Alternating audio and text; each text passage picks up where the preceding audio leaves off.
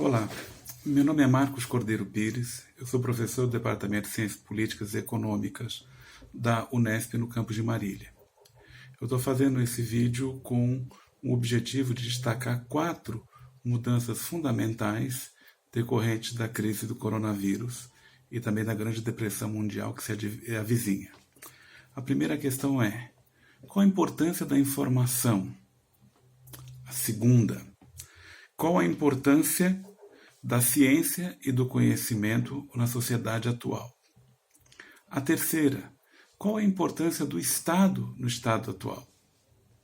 E, por fim, qual que é a importância do Estado, para reorganizar a economia e atender às necessidades de todas as pessoas?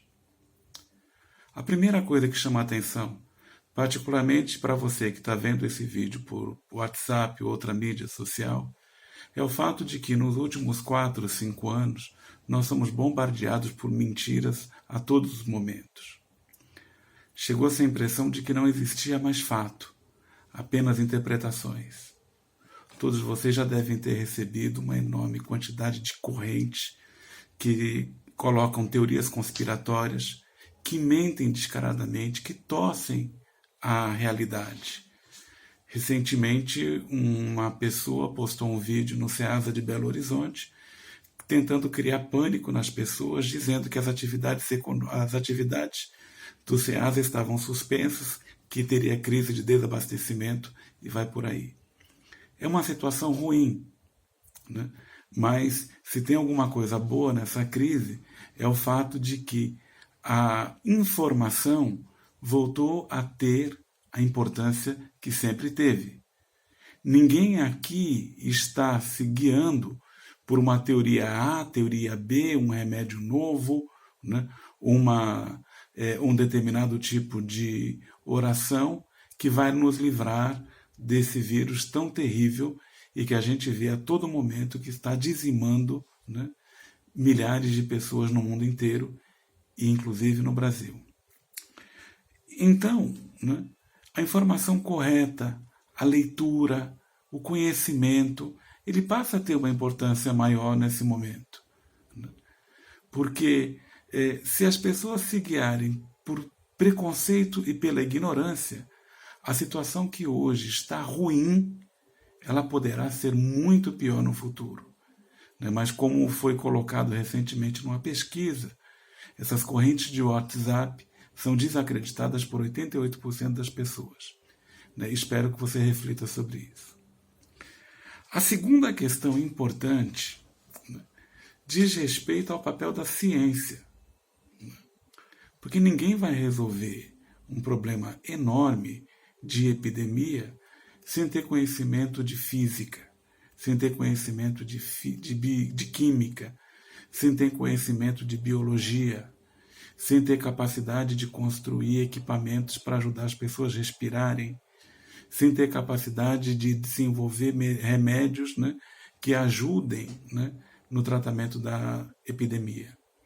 Essa é uma questão importante, porque até então a gente viu e cansou de ver pessoas com determinado preconceito contra intelectuais, como se falar a verdade, como se olhar para além da aparência, fosse um determinado crime.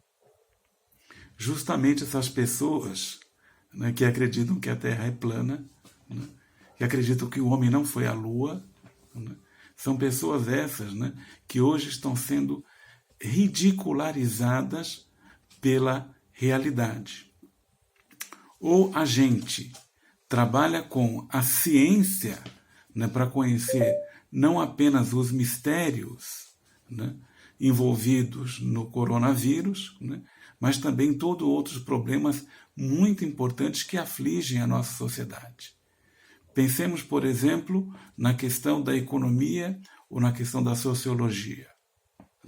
Parece que esses conhecimentos foram criados do nada, são conhecimentos que não têm importância. Mas de uma hora para outra as pessoas começam a reparar, que conhecer, o valor de quem sabe, o valor de quem pode ensinar, eu acho que esse é um ponto importante que está sendo resgatado com a crise. Uma outra questão muito importante, né? Essa eu poderia até me dedicar um pouquinho mais. Trata do papel do Estado numa sociedade moderna. A gente viu recentemente uma enorme quantidade, né, de pessoas ignorantes, né, menosprezando o papel do Estado na nossa sociedade, dizendo que o Estado é a violência, que o Estado única e exclusivamente é para tirar dinheiro de quem trabalha para dar dinheiro a vagabundos, né, que esperam esmola de outros. Eu já vi um economista da Fundação Getúlio Vargas do Rio de Janeiro falando que essa discussão sobre desigualdade, isso é uma conversa de invejosos.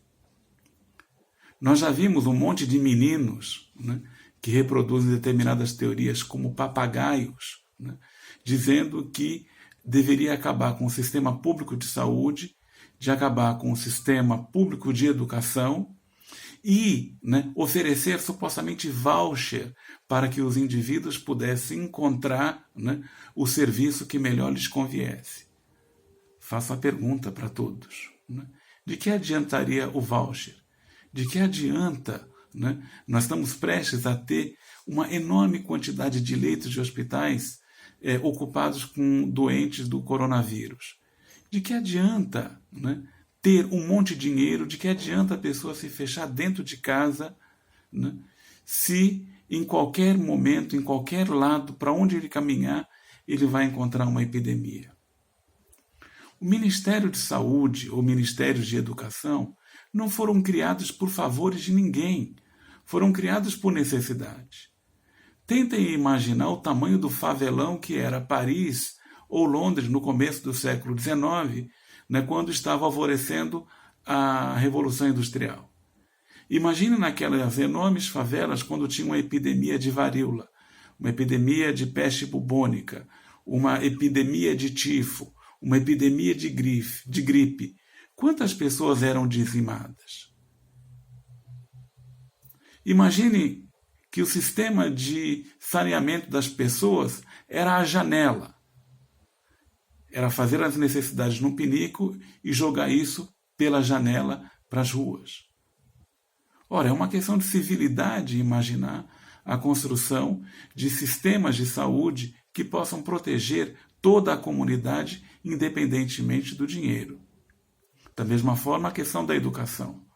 A educação é uma questão importante, não apenas para formar mão de obra, mas para formar o conhecimento, né, para dirigir ou para organizar a vida moderna. E aí vem a pergunta: quais os centros de educação que estão na frente da pesquisa para resolver o problema do coronavírus? Quais as universidades que estão formando esses cientistas, doutores, dirigentes, né, que estão na linha de frente para combater essa epidemia? São universidades públicas, como a Universidade de São Paulo, a Universidade de Campinas, a Universidade Estadual Paulista, que é a minha Unesp, Universidade Federal do Rio de Janeiro, Universidade Federal de Minas Gerais, Universidade Federal do Rio Grande do Sul, de Santa Catarina, Brasília, Bahia e tantos outros estados. São as universidades públicas que estão na frente da pesquisa, como também o Instituto Butantan, o Instituto Adolfo Lutz, a Fundação Oswaldo Cruz. Daí que está a importância do Estado organizado, né, para resolver, para melhorar a vida de todas as pessoas. Eu gostaria de saber se algum daqueles moleques irresponsáveis levantariam a cabeça agora, né, ou como um governador de Minas Gerais, um candidato, falava, para fechar um centro de pesquisa público patrocinado com dinheiro de toda a sociedade. Por fim, uma questão também muito importante, a própria questão da teoria econômica. Nós vimos, né, pelo menos desde 1980, que mais importante do que o crescimento, mais importante do que o emprego, mais importante do que a qualidade de vida dos cidadãos, seria o mantra, né, de austeridade nas contas públicas. Diriam esses mesmos economistas, Nós temos que cuidar das contas públicas da mesma forma que a dona de casa trata do orçamento doméstico. Tem que manter as contas equilibradas. Ou outros argumentos, né, contrários a políticas industriais. Veja que ironia. A gente, né, não tem capacidade de mobilizar, as empresas não têm capacidade de mobilizar a sociedade para fazer os equipamentos ou as máscaras que a gente precisa, e ficamos à mercê do comércio internacional e de quem paga mais pelas máscaras. É uma situação terrível que a gente tem que considerar. Mas voltando, o Estado, a sociedade organizada, não é a dona de casa. A dona de casa tem a responsabilidade para dentro do seu quintal. O Estado, que é a sociedade organizada, tem a responsabilidade, né, para atender ao interesse de todas as pessoas. E daí hoje a gente vê, né, em próprias redes de televisão, ex-presidente da República dizendo o seguinte: não importa a austeridade fiscal. O que é mais importante hoje é criar dinheiro, imprimir dinheiro, fazer até inflação se for necessário, para que possa resolver o problema das vidas em primeiro lugar. Eu penso, né, e isso aí não só eu, né, outros analistas, pessoas que são muito mais inteligentes do que eu, já estão falando que nós estamos vivendo um fim de uma era. E de fato é o fim de uma era.